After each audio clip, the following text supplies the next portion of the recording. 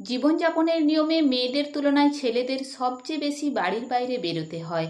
যানবাহনে চলাচল, ধুলো ময়লা, সাথে অফিস ওয়ার্ক, সব কিছু মিলিয়ে দৌড়ঝাঁপটাও বেশি পোহাতে হয় ছেলেদের। প্রিয় দর্শক, এবার তাই জানাবো এমন কিছু খাবারের গল্প যেগুলি খেলে বাড়বে ছেলেদের স্ট্যামিনা, বৃদ্ধি পাবে কাজের মনোযোগও।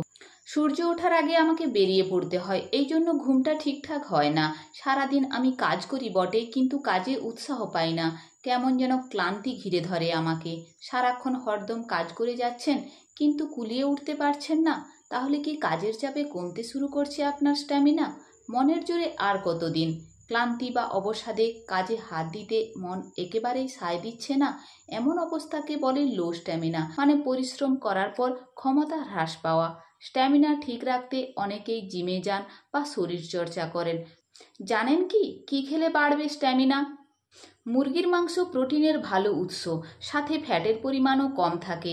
মাংসের ফ্যাট শরীরের জন্য ক্ষতিকর হলেও মাছের ফ্যাট খুব উপকারী। সামুদ্রিক মাছ আর মুরগির মাংস রাখতে পারেন আপনার খাদ্য তালিকাতে। যারা অবশ্য চকলেট খেতে ভালোবাসেন তাদেরও হতাশ হবার কারণ নেই। ডার্ক চকলেট যেমন রক্তচাপ কমায়, তেমনি খেতে পারেন চেরি ফল। অ্যান্টি ইনফ্ল্যামেটরি গুণসম্পন্ন চেরি ফল ব্যায়ামের পর ব্যথা কমাতেও সাহায্য করে।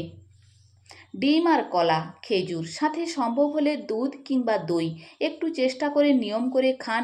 কয়েকদিন পরে বুঝবেন আপনার স্ট্যামিনা কতটা বেড়েছে। একসাথে পেয়ে যাবেন প্রোটিন, পটাশিয়াম আর নানা পুষ্টিগুণ। শরীরে কিন্তু ভিটামিনস আর মিনারেলসেরও ভীষণ দরকার। সবুজ শাকসবজি, মৌসুমি, দেশীয় নানা জাতের ফলেই পেয়ে যাবেন প্রয়োজনীয় সব। আর ইনস্ট্যান্ট এনার্জির জন্য ড্রাই ফ্রুটস সেরা পছন্দ।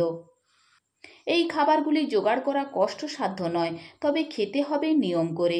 তাতে একদিকে বাড়বে স্ট্যামিনা, অন্যদিকে ধরে রাখবে ডায়াবেটিস, উচ্চ রক্তচাপ, কোলেস্টেরল, হৃদরোগ কিংবা ক্যান্সারের মতো নানা রোগকে।